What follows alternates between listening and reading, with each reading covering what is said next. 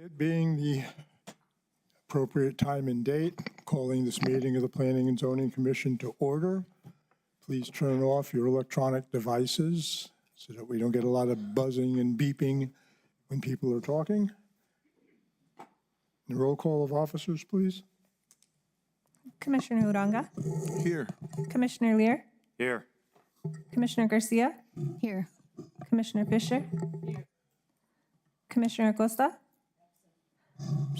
Vice Chair Zerniak, Chair Zarges. Here. Okay.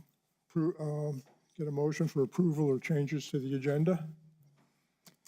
I'll move approval of the agenda. Second. Okay. Motion by Commissioner Lear, second by Commissioner Fisher to approve the agenda. Those in favor signify by saying aye. Aye. Opposed? Abstentions? Approval of the minutes, the meeting of November 13th. So moved, Mr. Chair. Get a second? Second. Motion by Commissioner Zerniak, second Commissioner Fisher to approve the minutes of November 11, 2023. Those in favor signify by saying aye. Aye. Opposed? Abstentions? Okay. Old business. Case number SU 25-023, which was tabled from the meeting.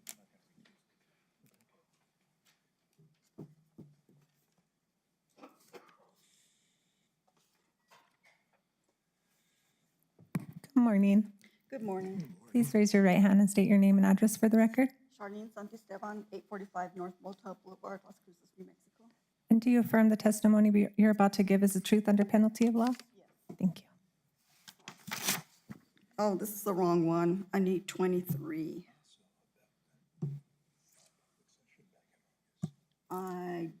Can you go to the prior? Can you speak up a little?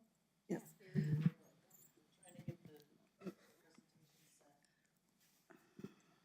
I don't think it's in there. I didn't put it in there. Can you go to the prior meeting to see if it's in there?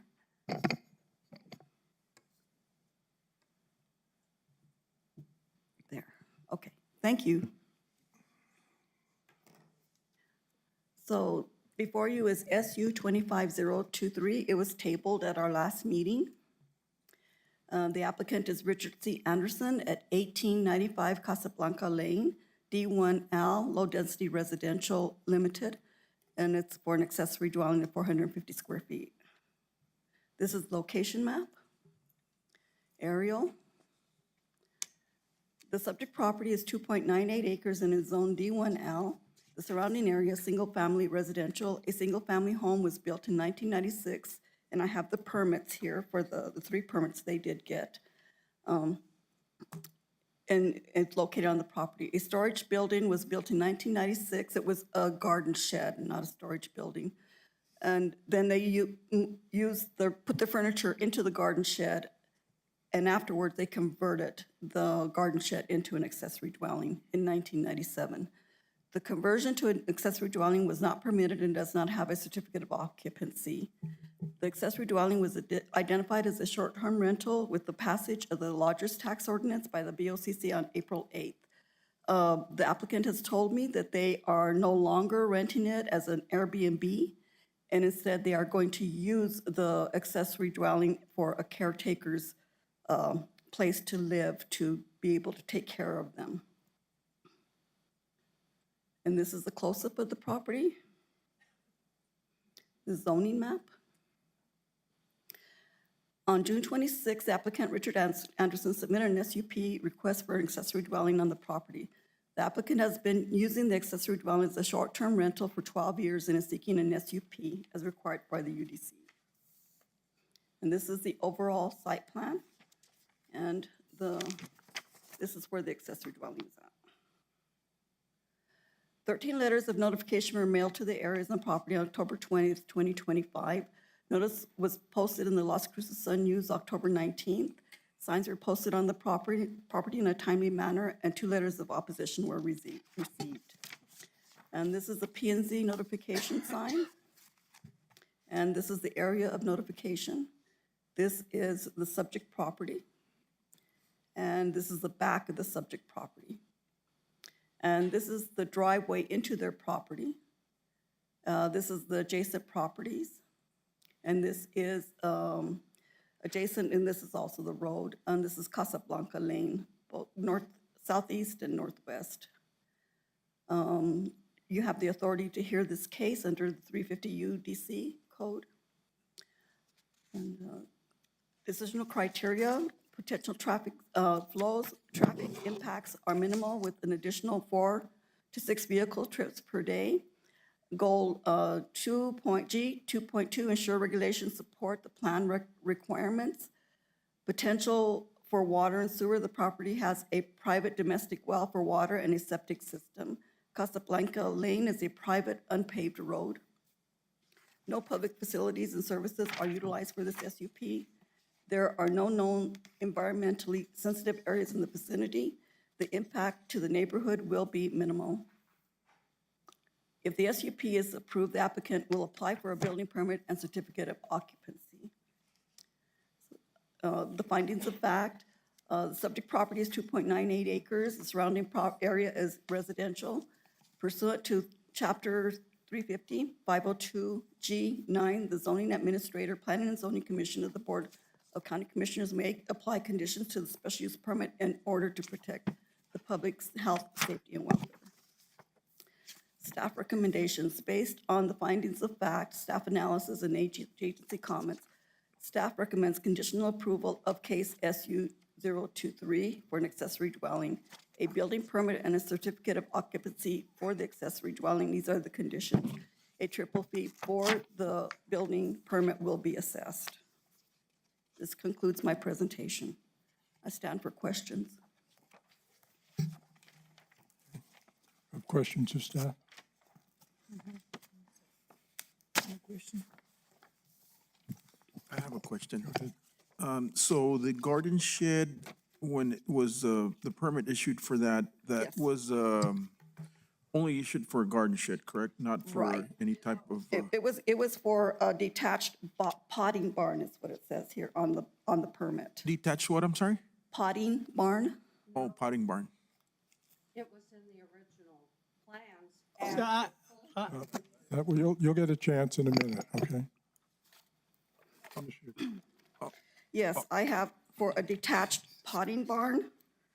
And this one is.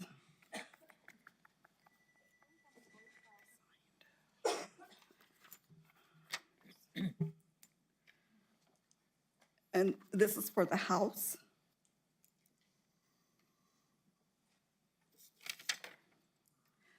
And this is the building permit that they were given for everything.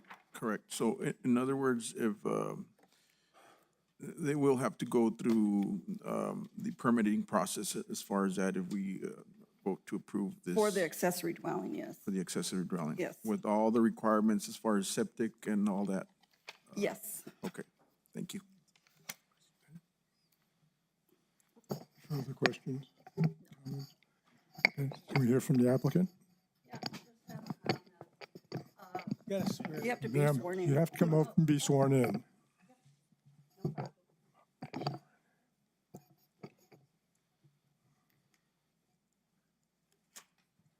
Good morning. Morning. Can you please raise your right hand and state your name and address for the record? Yeah, Marion Anderson, 1895 Casablanca Lane.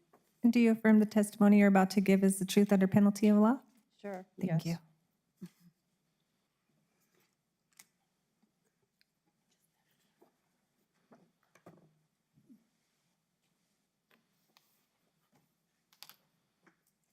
Okay, the term potting shed had nothing to do with the original concept. That was my husband's way of poking fun of my usage of it.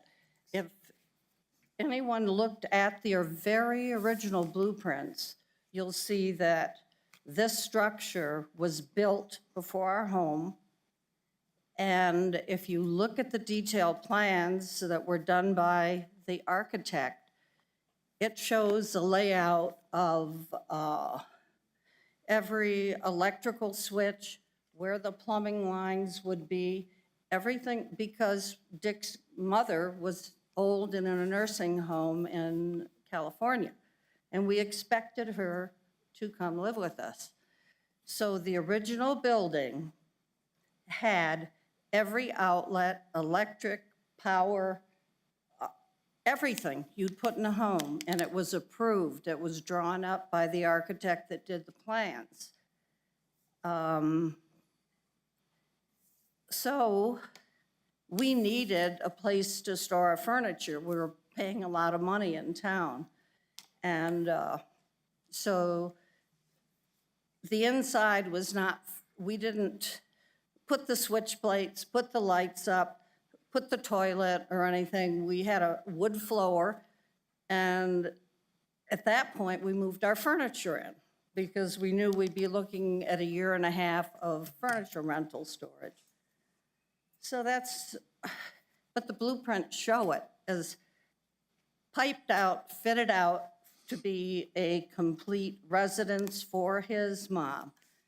Then the furniture moved out and I started landscaping and all the pots and trees and plants. So Dick would call it my potting shed. That's it. And it was originally approved as per the blueprints to end up being a finished little second home for Clara. So, Thank you. Any questions of the applicant? Okay. Anyone else in support of this to speak? Okay. Anyone opposed to this? Come up forward, come up to the microphone, and you be sworn in. Good morning. Please raise your right hand and state your name and address for the record. Wallace Geiger, 6290 Las Vistas Drive. Thank you. Do you affirm the testimony you're about to give is the truth under penalty of law? I do. Thank you. Good morning, Commissioners. Morning. I'm sure everyone wants this to be resolved as it's been ongoing for quite a while, and it's been probably pretty tedious. I wasn't able to come to the last meeting, and I'm glad that I have an opportunity now to speak to you all. Essentially, approving a special use permit, for a zoning deviation is within, of course, within your rights, but what it does do is it pits one neighbor's needs and wants against another neighbor's needs and wants.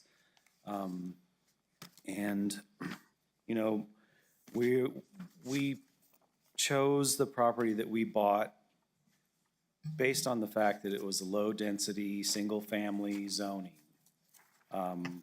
and that there was a large amount of space between the properties.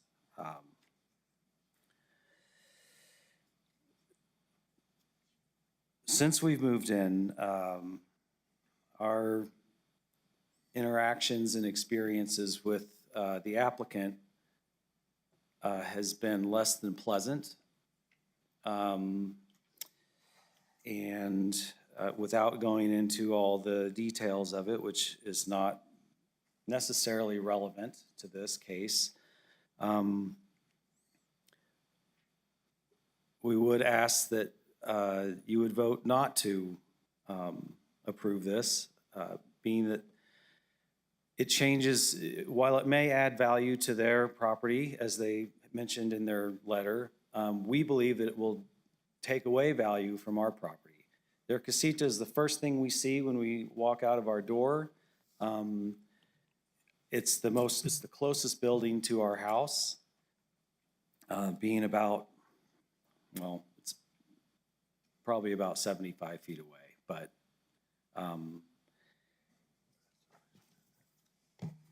you guys, are essentially judges in this, and I would ask, I saw in the video last time that Vice Chair Zerniak, that you've had dealings with the Andersons in the past, is that correct? How long have you known the Andersons, sir? 5 years, maybe?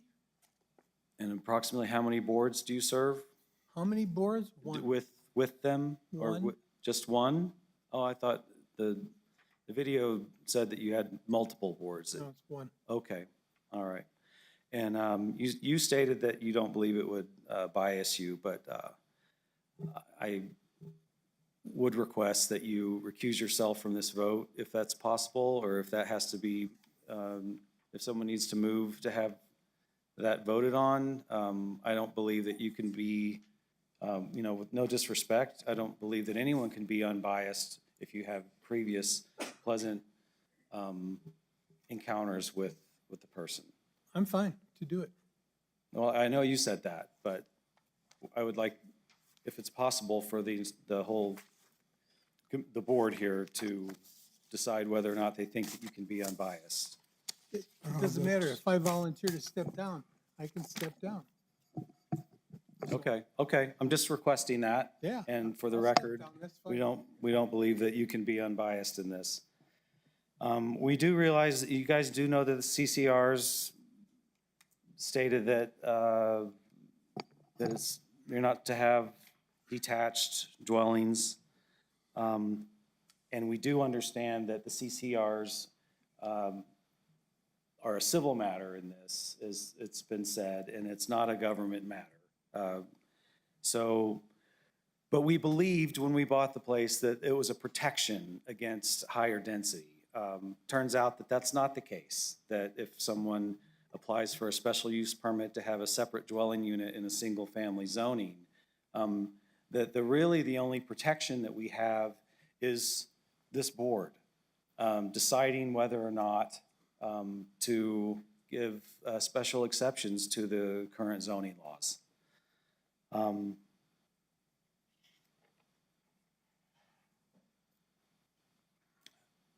With that said, thank you for your consideration. I also want to address one last thing that was mentioned in the previous meeting, and that concerns the fires. I am the one that called the fire department on the Andersons for their fires. The Doña County Fire Code prescribes a 300-foot distance between an open fire and a occupied dwelling. The first time we called the fire department was the fire was unattended and it was accidental, but it was in the place where they normally had burned in the past. And the fire department came out and they put it out. And we called the Andersons and let them know too, and they, said it was unintentional. And then I can't remember if we called one or two more times, but the point is that we will keep calling if there continues to be open fires. Is there a person from the fire representative here? Because I thought they would be. No fire representative is here today? No, there's not one. Okay, well, anyway, we will continue to call. And just because community, I know you guys depend on the community input for this to make your decisions. And I just want to say that, with 13 letters sent out, it was to 9 different owners because some of the letters were sent to the same owner because they own multiple properties. And, just because there's not a big community uproar about this and there's not, 5 owners that are here opposing it, doesn't mean that people aren't against it. It just means that they can't be bothered. And we are the ones who are most directly affected by it. So obviously we had to make time for this on, a couple of different weekday mornings. A lot of people work, and so it's difficult for them to make meetings like this. But I just want to say that, we're not the ones who are supposed to be enforcing the law, enforcing the code. And we're not going to be like spying on our neighbors to say, well, they've been, skirting the law for the last 15 years with this rental and continue to do so because it's still occupied. We see the person in there every day. And even though this has been, ongoing and it's, nothing has changed. So With that being said, I hope that you consider what we've said. Thank you very much. Thank you. Do you have any questions for me? Questions for this gentleman? Nope. Okay, thank you. Go ahead.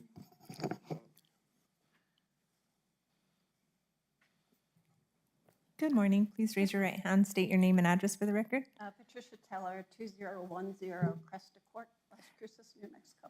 Thank you. And do you affirm the testimony you're about to give today is the truth under penalty of law? Yes, I do. Thank you.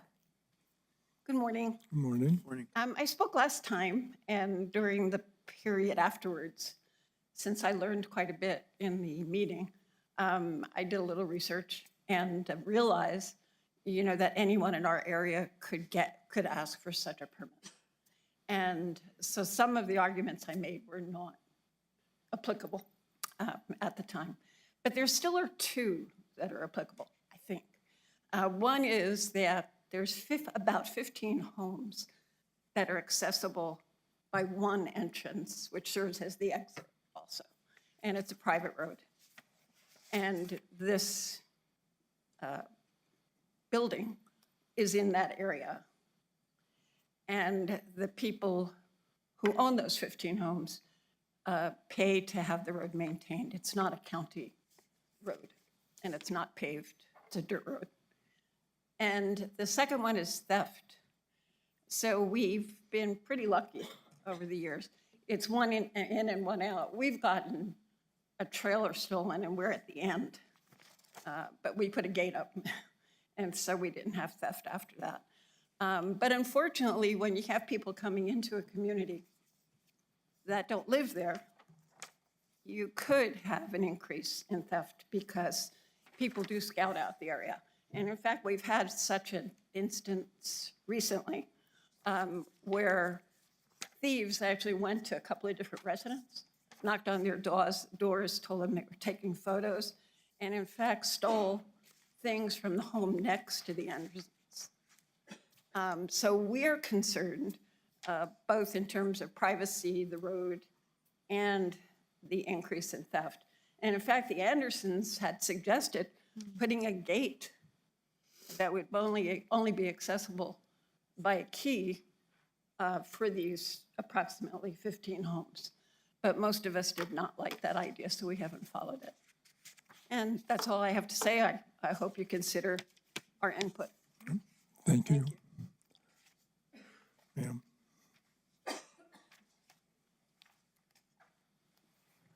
Good morning. Morning. Please raise your right hand and state your name and address for the record. Jennifer Geiger, 6290 Las Vistas Drive. And do you affirm the testimony you're about to give is the truth under penalty of law? I do. Thank you. Good morning, Commissioners. Morning. I just had two questions. I am a bit relieved to hear that the Andersons acknowledge that they don't intend to rent the casita any further. I'm curious, going back to our last meeting when we talked about fire concerns. Step forward and Sure. talk into the mic, Yeah, please. in our last meeting, Commissioner Acosta, who's not here today, had a concern, which is valid, about fire access for the fire department. Do you know if that was resolved? Was that looked into further? I do not know. No, I don't know if that was resolved, and the fire department is not here to answer that. Okay. Is that something that would be a follow-up item to ensure the safety of the neighbors in the neighborhood? Okay? Okay, great. That just ties back into the comments my husband had with our concerns with the fires. Also, I'm curious, I think I saw in the slide presentation earlier that conditions could be applied. Am I understanding that correctly? That's I just wanted to correct. understand if you could share what those conditions might be. The conditions that are recommended is the building permit and certificate of occupancy, and also a penalty on the building permit costs. Okay, so there'd be no further conditions that you would Right. consider. Okay, thank you. Okay, thank you. The applicant again. This is getting tiresome, but it's important. I'll start at the back. The fireman was here at the last meeting, and I had the blueprint, and he agreed. I showed the documents where the fire department approved the fire department turnaround at the end of our road, they gave us the specifications of how wide the road had to be, what the circumference of the turnaround had to be, and it was got an engineering stamp of approval because at that point, we were paying and putting in the road. It was sand. So the fire person was here last week. He came up and he looked at my blueprints. He saw it. There was no question. He said, I'll check on it. If there's any problems, I'll let you know.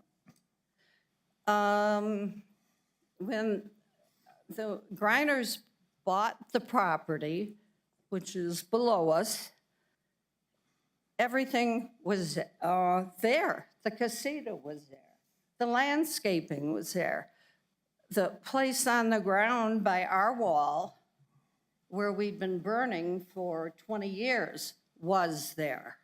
That didn't deter them from buying the house. Yeah, they called the fire department a couple of times. I have something interesting in my cell phone. They chose to let some huge pine trees on their property unwatered so they would die, and it would be easier for them to cut them down. And I have a video taken on an Easter Sunday morning a couple of years ago. I was up on our pool deck overlooking Mr. Greiner with a bonfire about 15 feet from his house, cutting the logs, burning the logs from the tree that you had cut down. Please I've got it address on the video. board, not the other people. Pardon? Address the board, please, not the other people. Well, We the don't need- point We don't is, need to have a neighborhood. yeah, he is so worried about what we're burning, he was breaking every rule. He was within 10 or 15 feet from his house, and I've got the video, and it was very windy. I was shocked that he would think of burning so close to his home. So, you know, the pot's calling the kettle black, and that ticks me off. That's it. Thank you. Further comments or questions? Staff? I just want to mention that the letters are mailed. We measure the distance from the subject property, 300 feet, and we get those, that's who we include in the letters that they get, 300 feet from the properties. These are large properties, so that therefore there were not many letters sent. Okay, thank you. May I make a motion? Go ahead. I make a motion for conditional approval of case number S25-023 with the following conditions: a building permit and certificate of occupancy for the accessory building and the triple fees on the building permit. I'll second that. Okay, we have a motion by Commissioner Fisher, second by Commissioner Lear to do commissioner approval on this. Have any comments on the motion? Questions? Staff? Okay, call the roll, please. Commissioner Uranga, Yes. Commissioner Lear, Yes. Commissioner Garcia, Yes. Commissioner Fisher, Yes. Vice Chair Zerniak, Recused or abstained? Chair Zargis. Yes. Motion passes for the conditional approval. Thank you. Moving on. New business, case number Z25-017.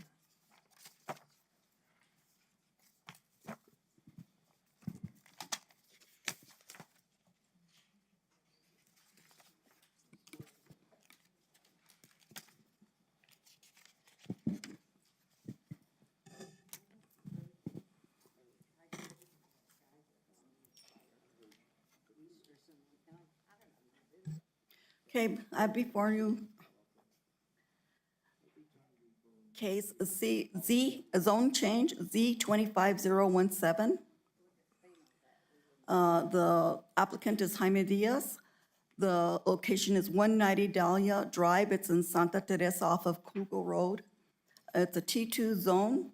The zone change on a 2.33 acre parcel, zone T2 to a T3 zoning district to subdivide into 2 parcels. This is, oh, I have the wrong map in there. This is the parcel. No, I don't. I have the right one. That's the location map. And this is the subject property. And this is the zoning map. The subject property is 2.33 acre parcel within a T2 zone. It has 2 mobile homes, single wide mobile homes on site. A cement slab was poured with electrical and plumbing stub outs without a permit. The property was originally zoned a PD performance zone where any use may be approved, provided that all development standards for that particular use are met. Additionally, a PD area zone allowed development on 3/4 acre lots, and the property is now T2 with a minimum lot size of 2.0 acres. On February 2nd, the UDC was adopted, and the subject property was zoned T2. The average lot size across the street was developed as 1 acre lots. It's abutting a T3 zone, and their property abuts. So they were developed as 1 acre lots. The surrounding area is rural with single-family residential and site-built and mobile homes. On September 26th, the applicant, Jaime Diaz, submitted the zone change request to subdivide the property into 2 lots. And this is his site plan. And this is the notification map. This is the subject property. And this is the other the 2 mobile homes on there. And this is the cement slab that was not permitted. So, and then this is the carport that's up against the mobile home, and that's will either need a 1-hour firewall or to be torn down and moved 10 feet from the mobile home. And this slab will have to have engineered drawings for approval when they come in. And this is Dahlia Drive. And this is Dahlia Drive. And this is the entrance into the property. And this is, you go on Kugel, then you get on Valley Vista Drive, and then you get on Dahlia. So this is Valley Vista Drive. It's all dirt roads. These are the notification signs. And this is surrounding property. Okay. 14 letters of notification were mailed to the property owners within the area of notice on November 21st. Legal ads were placed in the Las Cruces Sun News on November 16th. Signs were posted on the property in a timely manner. Potential number of homes. There are 2 existing mobile homes on the property and potential for 1 accessory dwelling on each lot when the property is subdivided. Population, very minimal. There will be no impact to demographics. Dahlia Drive is a private, unpaved 50-foot road easement for the residents in the area. No new commercial or residential activity. Potential water and sewer needs will be the applicant's responsibility.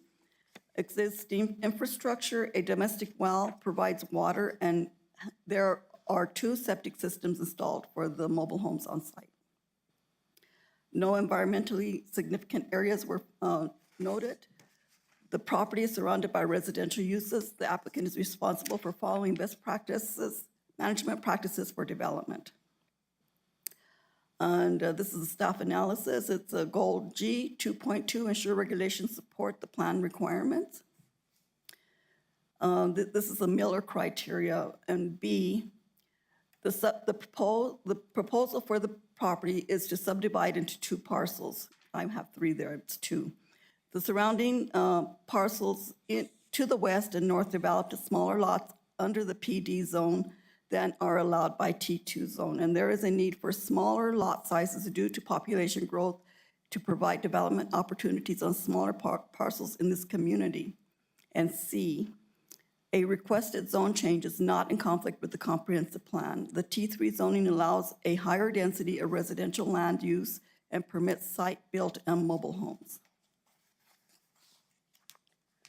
Decisional criteria, the area is rural with large lots. Subdividing the property will retain the rural nature. Development costs will be borne solely by the property owner. The access to the property is from Dahlia Drive. It is a private dirt road. There is no strip zoning. It's not considered development. The zone change is low impact and allows the applicant to subdivide and perhaps put 2 more housing units on each of the properties. The need for smaller lot sizes and higher density is needed for affordability. The zone change is not a spot zone. It is contiguous to a T3 zoning. Staff findings, the property is outside of any unincorporated municipal zoning authority and is with Doña County. The application is consistent with the requirements of the UDC. The zone change request for T3 does satisfy 350-203D decisional criteria for the zone change. The proposal for the property is to subdivide into 2 parcels. The surrounding parcels to the west and north developed as smaller lot sizes than are allowed by T2, and there is a need for smaller lot sizes due to population growth and housing affordability in this community. Population of affordable housing is driving the need for smaller lots and more housing units in the unincorporated areas of the county. Staff findings, this meets the comprehensive zone goal G 2.2. Staff recommendations. Based on the findings of the fact, staff analysis and agency comments, staff recommends conditional approval of case number Z 25017 with the following conditions. Foundation and stub outs do not have an approved permit, therefore a triple fee will be enforced. Building services will need engineered drawings for permitting if an addition is what the applicant intends to build onto the mobile home. The carport was built abutting the mobile home and will need a 1-hour firewall or torn down and rebuilt 10 feet from the mobile home. This concludes my presentation. Charlene, would you repeat again the conditional approval? Yes, with the 3 conditions. Foundation and stub outs do not have an approved permit, therefore a triple fee will be enforced. Okay, Building services will need engineered drawings for permitting if an addition is what the applicant intends to, if the applicant intends to add on to the mobile home. The carport was built abutting the mobile home. This will need a 1-hour firewall or torn down and rebuilt 10 feet from the mobile home. so the conditions you say are that there'd be a foundation permit, that the drawings be approved by building services, and that there is a 1-hour firewall Yes, and the foundation will need engineered drawings and engineered drawings on, Yes. on the foundation. on the foundation, because it's already, they engineered will have to certify that it is what meets code. Okay, now, in your plat here, you show 1.12 and 1.21 acres is the split on this lot. Is that allowing for your clearances between property and the existing buildings? I don't know, you'll have to ask the applicant that. That's what he turned in as his site plan. That's what they'll do at that time? Yes. Okay. Thank you. Charlene, can you go back to the Miller criteria? To where? Miller? Okay. Miller criteria? So it says the surrounding parcels to the west and north develop as smaller lots Yes. under the PD. So is it that the T2 doesn't allow the smaller lots and that's why they're making the request? It's a 2-acre lot minimum, and they're already at 2.33, and they want to subdivide, so they need to have a zone change. So if we approve the zone change, does the lot split automatically happen? Or No. They have to come back and apply for that? If it's not approved, they remain at T2 as a 2-acre lot. But if it is approved? Then they can subdivide to 1-acre lots. Okay. I have a question, Mr. Chair. I noticed one of the pages, you said there would be an additional, once they were separated, there would be 2 additional dwellings approved for each lot. No, that, it's not approved. They will need a special use permit. But it could only be one, right? One No, additional dwelling per lot? Because I read it was saying 2. You can have 2 homes on one lot, on one parcel. If they subdivide, they will have 2 separate lots. There's one existing mobile home on each lot. Okay. So they can put another one Another on one, there, oh, on okay. each lot, I once it's subdivided. I read on there that it said 2 additional on each lot. Oh, okay, no, that's wrong. It's, they can have the maximum 2 homes on each parcel. Okay, and then the septic systems, will those be up to par as far as once they get the approval to split them? Will there be a septic system inspection required for them to do that, or they will allow them as is? They will have to go to the New Mexico Environment Department and get their permit from, or have their permit amended. They will need that information when they apply for their mobile home installation permit. Okay, They need to turn in their septic letter from the Environment Department and for water also. correct. Thank you so much. Yes. Chair, I have a question. Go ahead. Oh, and I did receive one letter of opposition. So this is what's being handed out to you.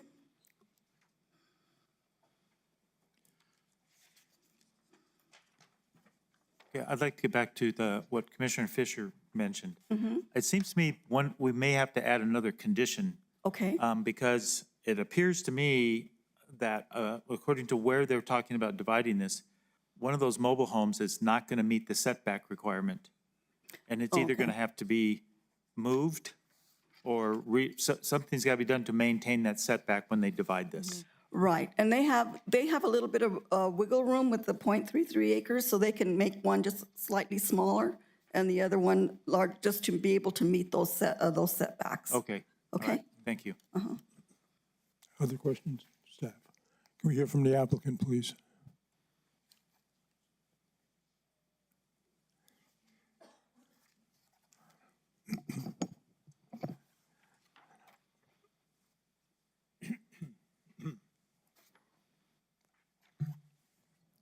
Good morning.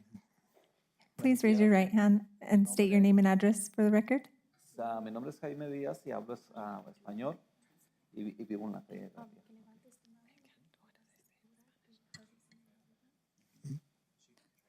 Do you affirm the testimony you're about to give is the truth under penalty of law?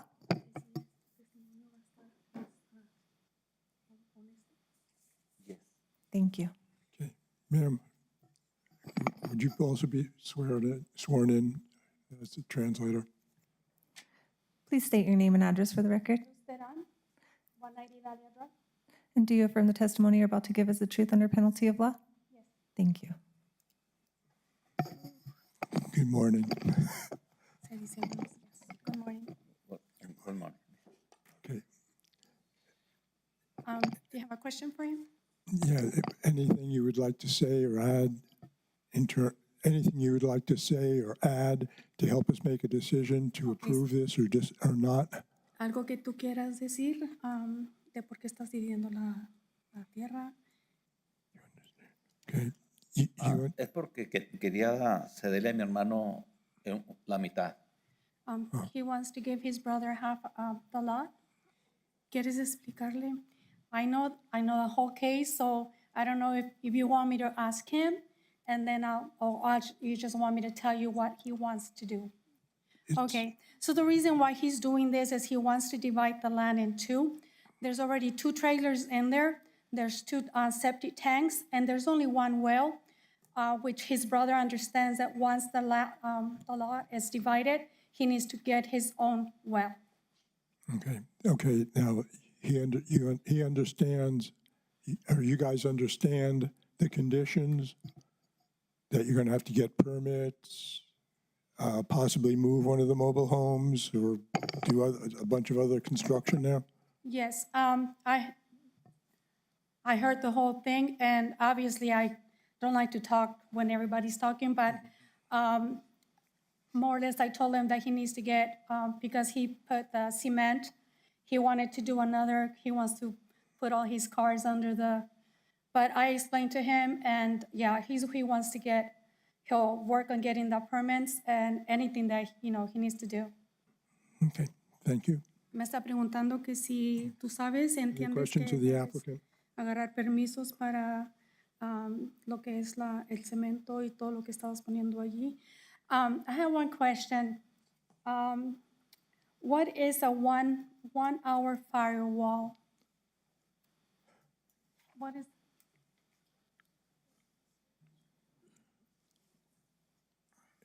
It's specific construction materials, which they will give you what's required when he comes in for the building permit, when he comes to pick it up. And this has to be also done with someone with a permit, right? The wall? Yes, yes. Okay. And they will tell you what materials you need to use to put that 1 hour firewall. When you leave, you can stop at building services and ask. Sounds good. Okay, Okay, we understand. other questions of the applicant? Okay, is there anyone else here who? Thank you. Thank you. Go ahead.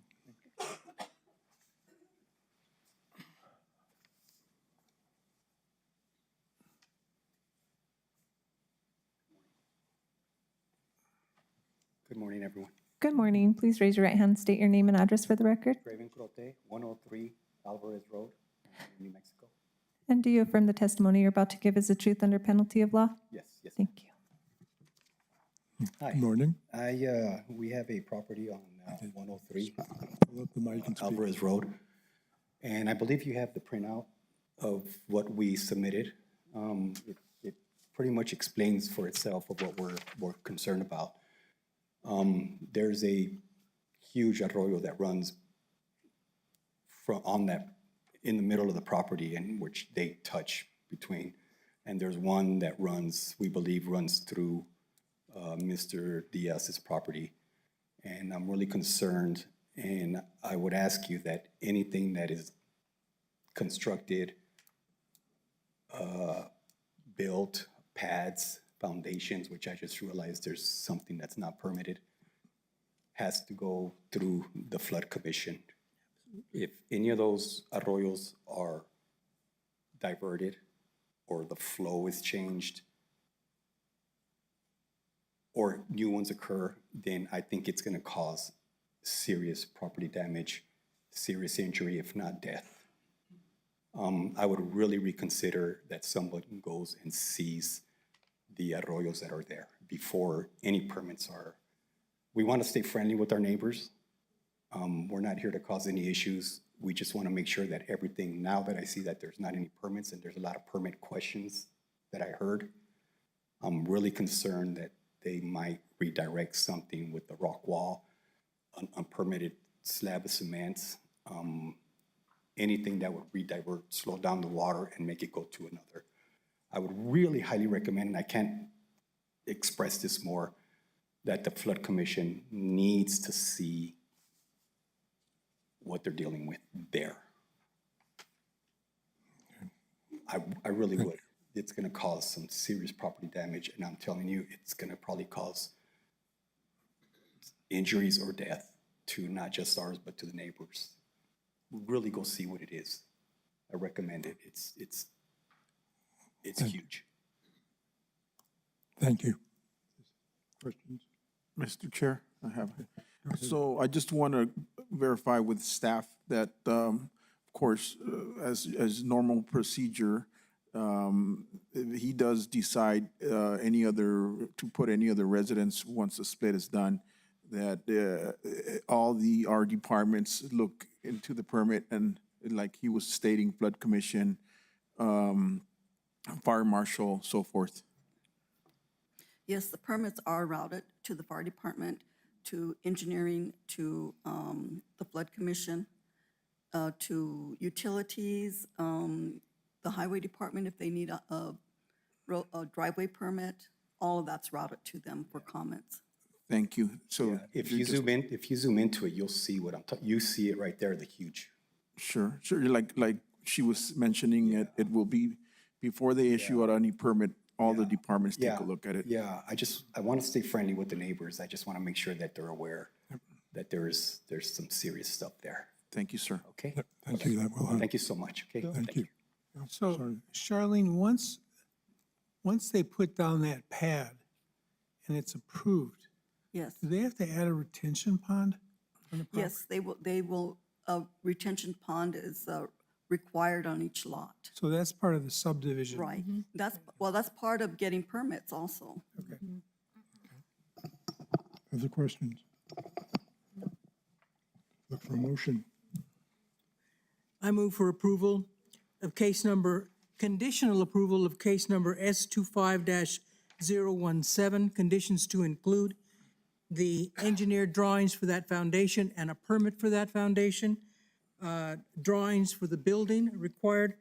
They need to be able to provide a one-hour firewall as requested, and the division of lots and these two lots need to adhere to the property setbacks required. I'll second that. Second. Okay, we have a motion on the floor by Commissioner Fisher, second by Commissioner Lear. Any discussion on the motion? Call the roll, please. Commissioner Uranga, Yes. Commissioner Lear, Yes. Commissioner Garcia, Yes. Commissioner Fisher, Yes. Vice Chair Zerniak, Yes. Chair Zarges. Yes. Motion passes. Okay, moving on. Case number V 25-014, variance to setback requirements.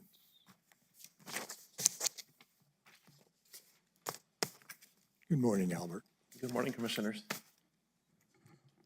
Good morning. Please raise your right hand and state your name and address for the record. Albert Casillas, 845 North Motown Boulevard. And do you affirm the testimony you're about to give is the truth under penalty of law? I do. Thank you. Good morning, Commissioners. Our third case today is going to be a variance request. And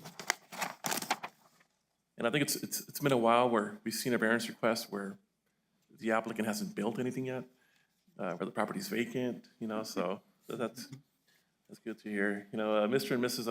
Reyes live up in the community of Talavera. The property's at 4997 Homestead Court. Property zone D1L, which is residential, site-built homes only. And they're requesting a variance to allow a 5-foot side setback for a new home that they want to build out there. And the side setback in D1L is 10 feet. So they're going to be encroaching 5 feet into that 10-foot side setback. Location map, it's basically that's Soledad Canyon Road right here. They go up Silver King, they take another paved road, and then that's Homestead Court.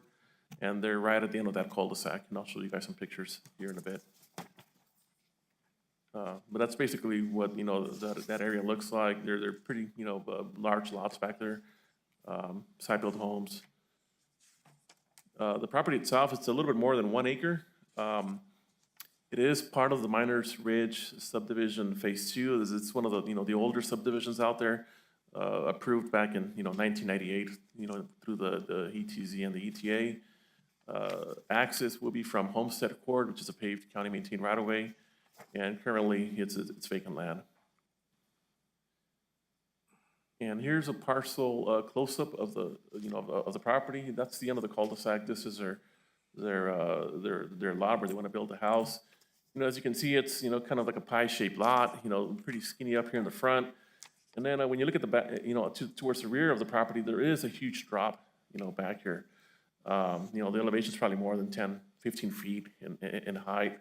And, you do have an arroyo coming down through the south east of the property, crossing under the culverts, through Soledad Canyon, and it just keeps on going. But, you can tell that, whenever it rains, all that water kind of spills back in this area. So they're really limited in the area where they can actually, build a home. Zoning, that Miners Ridge subdivision, they're one of the first ones that got a zone change, back in the 90s. It is a D1L out there. Everything else, it's a R5L. And they're just requesting that, to be 5 feet from their side property line. They're gonna be meeting all the other setback requirements. And then, like you saw on the photos, limited, it's due to the limited developable area of the property and, the pie-shaped lot. This is just the overall side plan, part of their cover sheet. But when you zoom in there, you start looking at the details. 5 feet from their side property line here, 30 feet from the front property line, and, of course, a greater distance here on the rear. You're gonna have their driveway, and it's a 3,800 square foot home.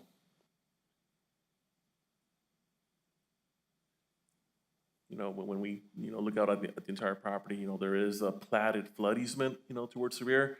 And even though it doesn't really, go into their property, you saw from the aerials that is pretty much the whole back that kind of gets flooded.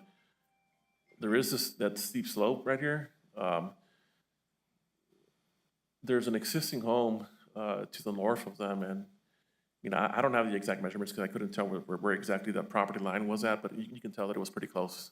And I'll show you guys the pictures right now. And even though I didn't get any letters in opposition or in favor, I did get a phone call from this neighbor, the one who owns the vacant lot next to them, and he was not opposed to what was being requested. So this is the subject parcel right here, and then that's the existing home that's there right to the north of the subject parcel. I just took a screenshot of the recorded Miners Ridge plat, and you can tell that there was that arroyo there, and they kind of left that as a easement for the arroyo, and then there's another one a little bit more to the north. 16 properties were notified. Like I said, I only got a phone call that was not in opposition.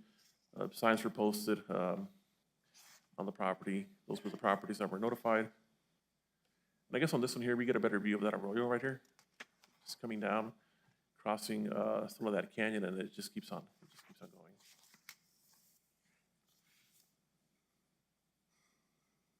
going. So here's the subject parcel. That's the existing neighbor's garage right there. It's pretty flat, towards the front. And that's the main axis. But once you stand at the rear of the property, you can see that drop right there. You can tell that, water has already been spilling kind of down towards the rear of the property here. Here I'm looking back. That's kind of like, that's the arroyo that you saw in the aerials right here. And if I'm standing on Soledad Canyon, just looking, towards the property, that's the difference in grade.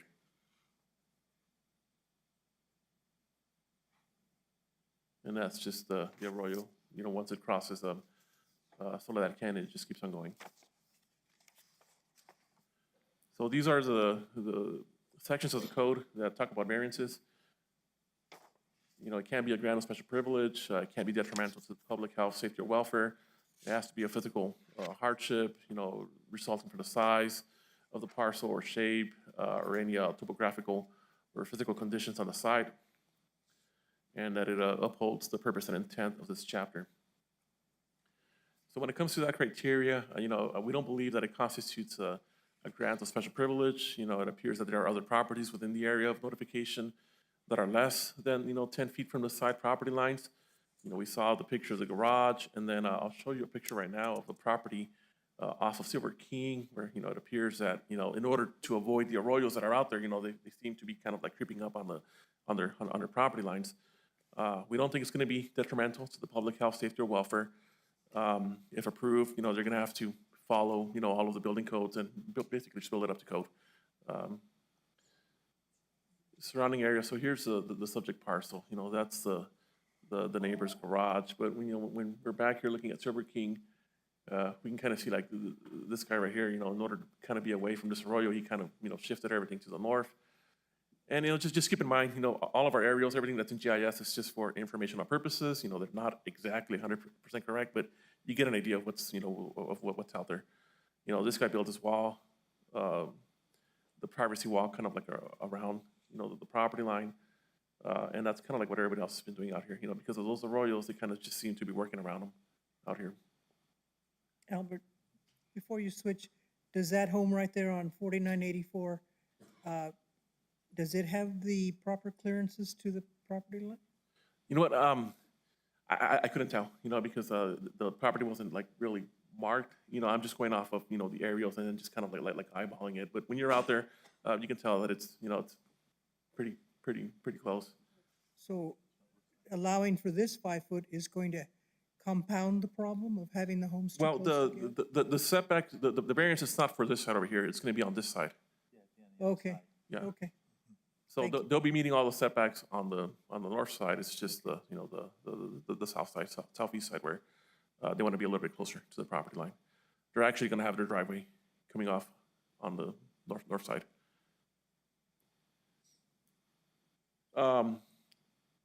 Number C, you know, physical hardship, topographic or physical conditions. You know, we saw in the aerials that that it does meet the standard. You know, there's a considerable grade difference. You know, we saw in the pictures that basically limits the development to the front of the property. This factor, along with the pie shape of the lot and the cul-de-sac, limits the developable area left for the planned site-built home. And we do believe that it meets and upholds the intent and spirit of the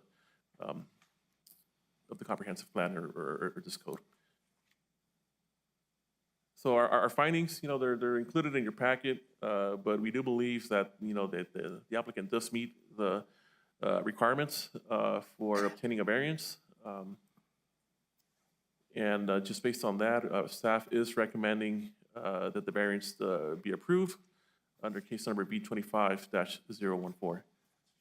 And that's the end of my presentation. The property owner is here as well for any questions.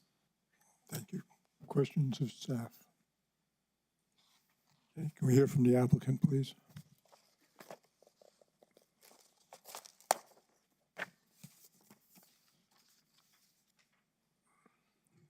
Good morning. Please raise your right hand, state your name and address for the record. Joel Race, 5195 Imperial Drive, Las Cruces, New Mexico.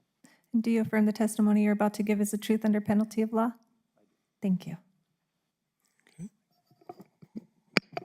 Go ahead. Oh, okay. First, I want to thank Mr. Casillas. I think he explained everything very, very well. And I appreciate your question, Commissioner Fisher. I think that was one thing we wanted to avoid when we were building, so we got with both of our neighbors ahead of time, and we kind of went over our ideas about the site plan, and we didn't want this wall, you know, from one structure to another to make it look like this giant obstacle up there. So that's why we moved that garage back. So we caused more separation by doing that. And then we were able to move the house over. And our neighbor, you know, that we're moving closer to, he actually wrote a letter of support as well as calling in. And our neighbor to the other side also wrote a letter of support for this. Those are the two properties that are the most affected by the variance. And like we said, we're in communication with them before we even applied for the variance. Okay, thank you. Any questions of the applicant? Do you have anything else to add to that? No, I believe that's it. I don't know if Good. I need to submit Thank you. these or. Yes, please. Okay, thank you. Yep, this is part of the file. Questions of the applicant? Anyone else who needs to speak on this case? For or against? Okay, I'll look for a motion. Mr. Chair, move that based on findings of fact, staff analysis, and the variance meeting, that the recommend the approval of case number V25-014. I'll second it. We have a motion by Commissioner Lear, second by Commissioner Garcia to approve this variance. Call the roll, please. Commissioner Uranga, Yes. Commissioner Lear, Yes. Commissioner Garcia, Yes. Commissioner Fisher, Yes. Vice Chair Zerniak, Yes. Chair Zarges. Yes. Motion passes. Moving on, next is case SD 25-004.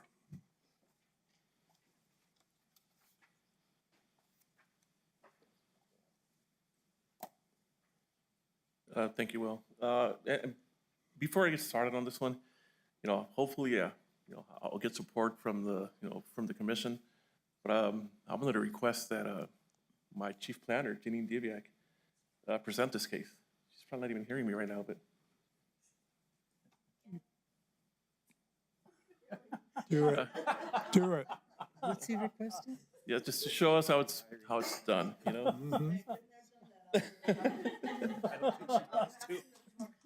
Okay.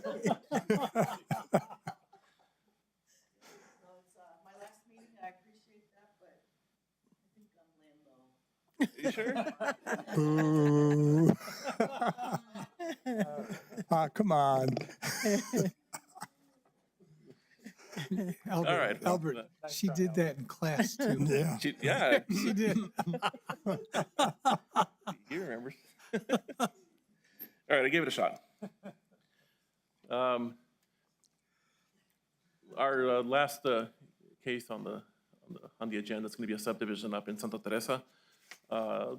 Location, it's 4800 Sunset Route Avenue. The zoning is I2, so everything's industrial out there. And this is just a type 3 subdivision for 12 lots. It's 2 parcels out there. They're about 170 acres. And the lots are going to range in size from 7 acres to 42 acres. And this is going to be known as the Santa Teresa Gateway Rail Park Phase 1, replat number 1 subdivision. Here is the location map. Couple of ways in there, you're just coming down Pete Dominici. You can either take Industrial Avenue or Strauss Road, and then Avenida Divisadero, and then, you just make your way around into the proposed subdivision. But you have Avenida Chihuahua Pacifico here, and this is Sunset Route, and basically you end up here at the subject parcel. And there's 2 points of access. There's that cul-de-sac that ends here at Avenida Chihuahua Pacifico. This is that private railway that's out there that kind of serves that entire complex. The zoning map, it's all I2 out there. Let's see here. So they're proposing 12 lots for the subdivision. Utilities, they're all going to be underground, including electricity, water, and wastewater services will be provided by CRUA.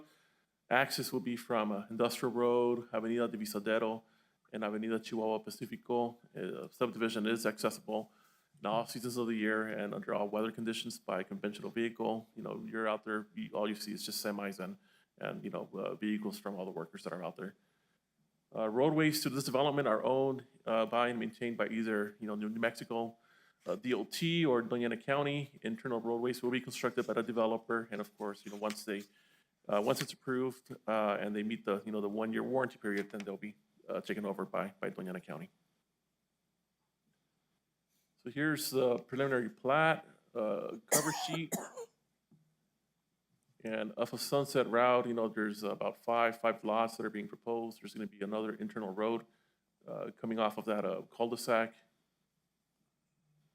And then up north, off of Avenida Pacifico, you have another access, and then that's the other lots that are out here. But this is basically the railway that serves that section of the industrial park. Those are just some of the existing companies that are out there. And then, this is just a view of that cul-de-sac at the end of Sunset Route. So I'm looking south on the subject parcel. There's one of those signs that got posted, but everything's pretty much a desert landscape out there. And here I'm standing on Avenida Pacifico, looking south on Sunset Route. That's going to be one of the main access to the subject parcel. And then this is Avenida Chihuahua Pacifico on the northern side of the subject area. That's the cul-de-sac that's there. That's kind of like the railroad crossing. And that's just going into the subject parcel right here. And that goes back to Union Pacific. So these are the sections of the code that regulate subdivisions. That's the properties that were notified. There were no letters in opposition or in favor of this request. Properties were notified as were placed on the Sun Use. My staff findings are included in your packet, but basically, they've met all of the subdivision data requirements for this subdivision. Right now, this is just preliminary plat approval. They still have to go to the Board of County Commissioners for their approval as well. Once that happens, that they can start building out the subdivision, and then we bring that back to final plat approval with the Board of County Commissioners. But other than that, we are recommending approval for this subdivision. The applicant's here as well for any questions. That's the end of my PowerPoint. Chair, I have a question. Albert, maybe I missed it, did you have a zoning map for this area? Yes. Oh, there it is, okay. So that's all, So here is the subject parcel. right. You got So Strauss Road. Is it C2 or? I2, it's all I2. I2, Yeah. okay. All right, thank you. Any other questions? Staff? Hear from the applicant. Good morning. Good morning, Commissioner. Please raise your right hand, state your name and address for the record. Paul Pompeo, 3500 Sedona Hills Parkway. And do you affirm the testimony you're about to give is the truth under penalty of law? Yes, I do. Thank you. Good morning, Commission. Before I get started, I also want to congratulate Janine on her retirement. I was probably there for her first meeting in 1993 or two. I don't even remember when. And now I'm here for her last meeting. So we've all been at this a while. So congratulations. I can remember how to make this go down. Oh, there we go. There we go. Good morning, Commission. My presentation, staff's presentation was very complete and concise. I'm just going to touch on a few elements. Once again, this is a 12-lot subdivision inside of an existing industrial park. The same developer that developed to the east, which is on the boundary of this slide, this is just a continuation of 12 additional industrial lots. And the staff had included the plat in their presentation as well, showing the 12 lots that we're creating.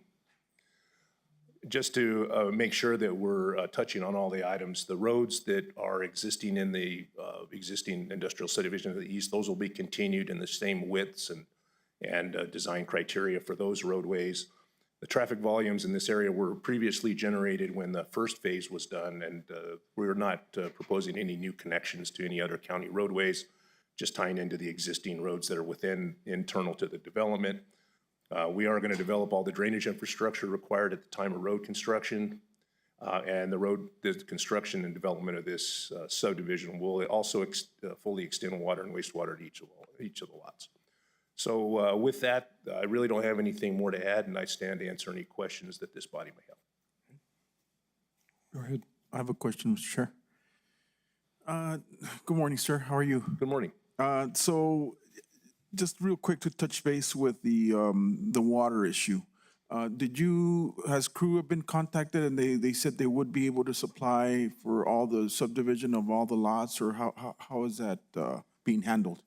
Yes, Commission. We did reach out and had numerous meetings with CRUA, and they did supply a ready, willing, and able letter for this development. Oh, they did provide a letter for that? Yes, they did, sir. Because I do understand there's just so many subdivisions that have been approved around the area, not only by us, but by the city of Sunland Park. And I'm just concerned that there will be enough water for everything that's being built out there. I just want to make sure that crew, I don't know how they're going to be able to supply so much water for all the subdivisions that have been approved. But you said that they did provide a letter for approval? Yes, they did. And as part of our disclosure statement and water plan that went and was approved by the state engineer's office, we did supply a detailed water usage for each one of the lots. Just noting that in this development, the water usages have been minimal in terms of the specific industrial uses that have been out there. So, and also the greater industrial park area has newer infrastructure in it just because of the time that it's been developed. So we're not anticipating any issues with water delivery. Thank you, Paul. All right, thank you, sir. Other questions of the applicant? Okay. Thank you, Paul. Thank you, Commissioner. Take the motion. I make a motion to approve the case number SD 25-004 as recommended by staff. Second. Okay, we have a motion by Commissioner Uranga, second by Commissioner Zerniak. Call the roll, please. Commissioner Uranga, Yes. Commissioner Lear, Yes. Commissioner Garcia, Yes. Commissioner Fisher, Yes. Vice Chair Zerniak, Yes. and Chair Zarges. Yes, motion passes. Record time, Paul. Next.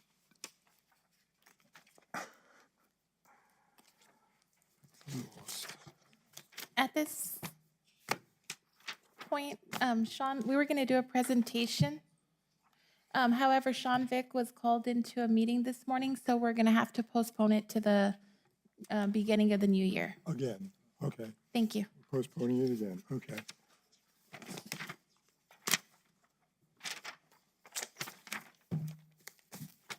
Okay, for the administrative approvals for November, what's mapped before you are 19 new single-family residential structures depicted in yellow. There were 6 commercial buildings that we issued depicted in blue on your map. And then what is not depicted is we issued 19 mobile home installation permits on private property, 59 electrical permits, 42 plumbing permits, and we collected $992,000 in permit fees last month. So we're on the upswing. Thank you. Okay, thank you. Staff input. We'll recognize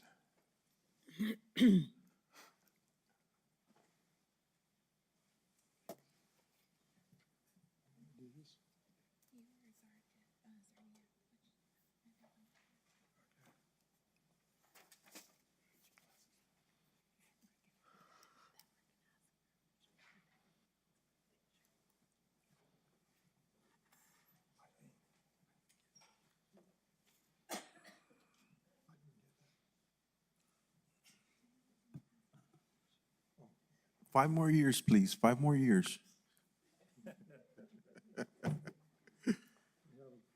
people here.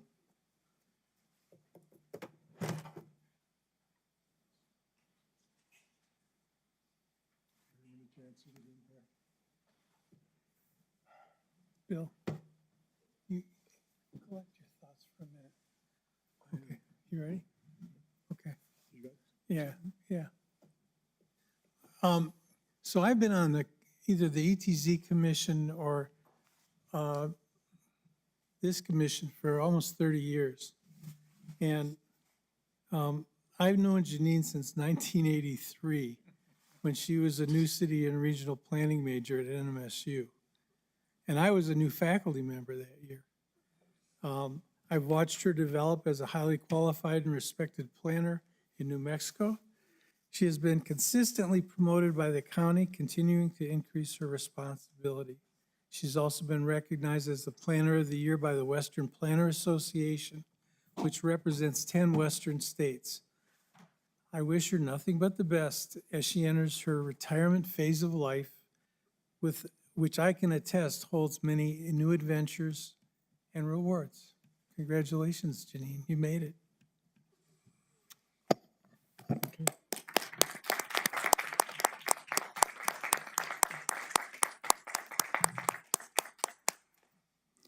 So, after a distinguished career in public service since 1933, Janine Diviak retires as manager of the current planning division for Doña County.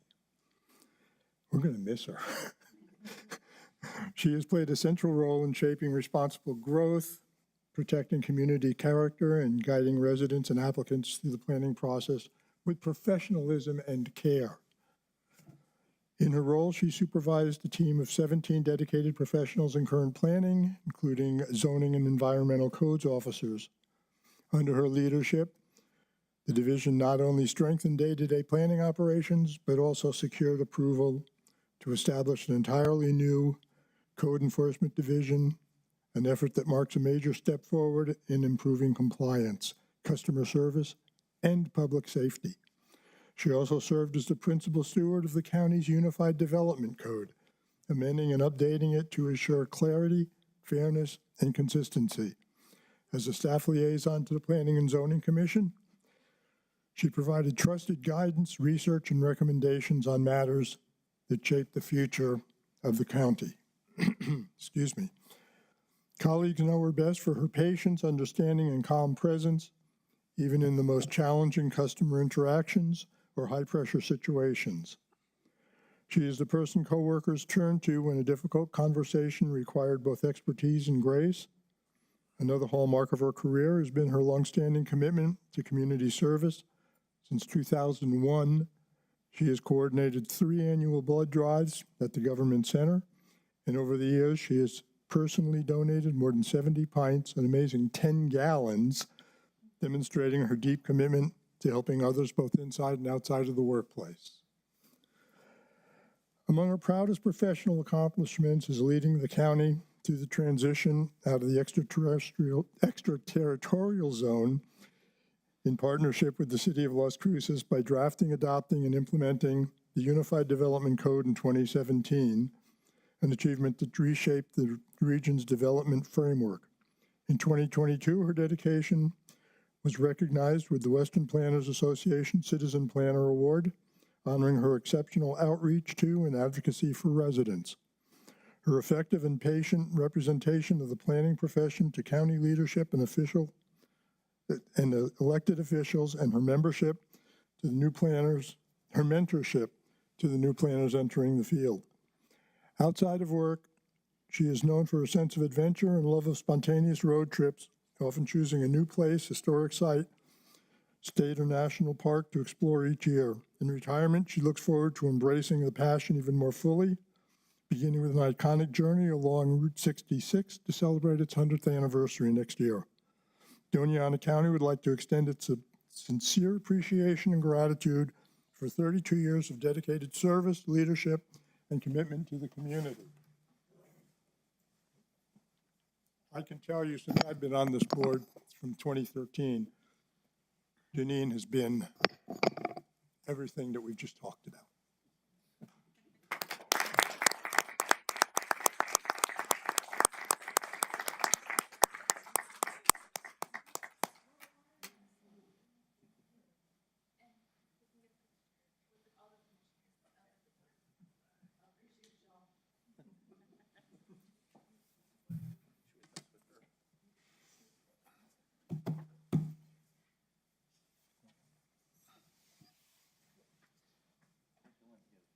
I'll try to get a picture with Janine in front here when she gets done there. Come on up here.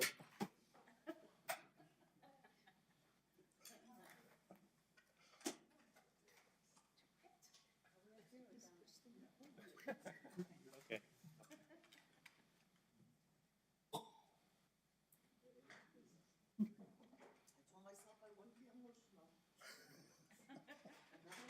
No, you can't. There's nothing for you to get emotional over here.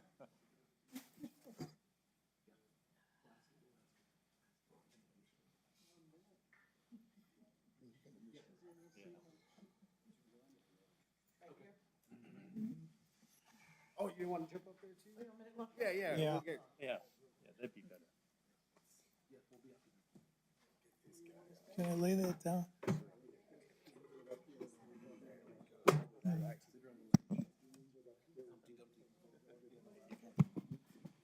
Okay, well, act like you like me.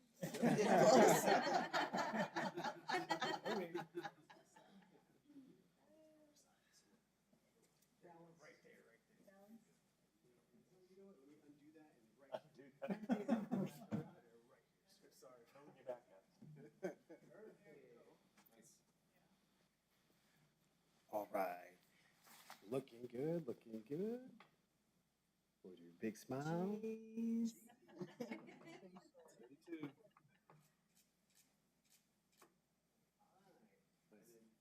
Yeah, we want to jump in.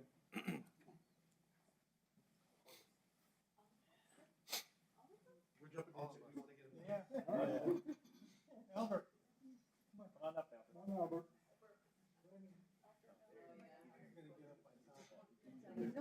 The suits go up there. The suits go up there.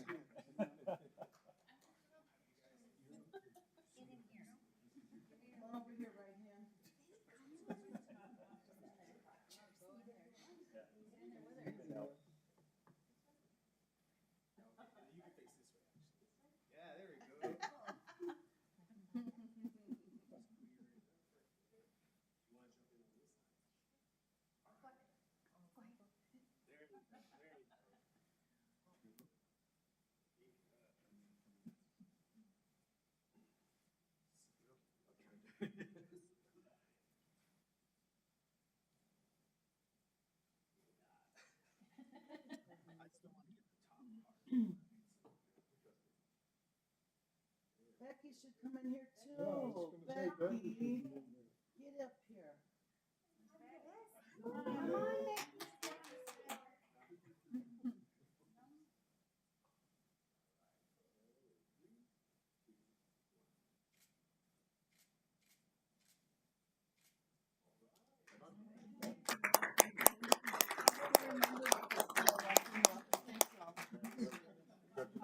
You're reading the newspaper. Thank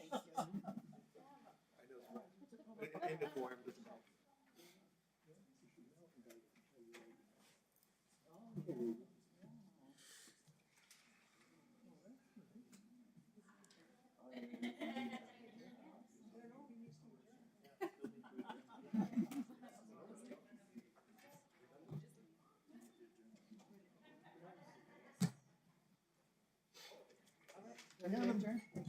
We haven't adjourned yet.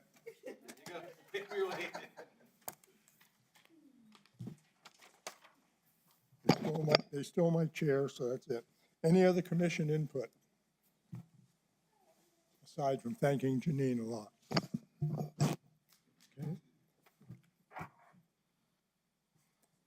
Take a motion to adjourn. Moved by Second. Commissioner Zerniak, second by Commissioner Lear. Those in favor signify by saying aye. Aye. Aye. We're out of here. Thank you.